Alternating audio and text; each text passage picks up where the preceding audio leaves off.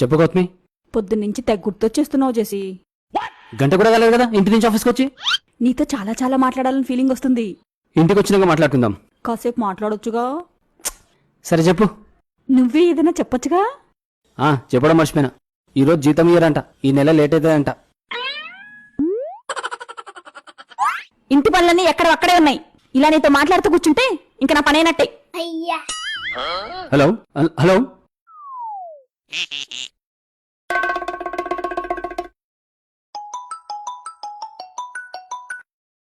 చెప్పు. Salary late ఇస్తారని joke చేసిన. ఫోన్ పెట్టాక చూస్తే ఇంటి పనులన్నీ పొద్దునే అయిపోయాయి. పనులన్నీ అయిపోతే మూతి ముసుకొని ముళ్ళను కూసావు. శాలరీ లేట్ ఇస్తారనేది జోక్ కాదు, నిజమే.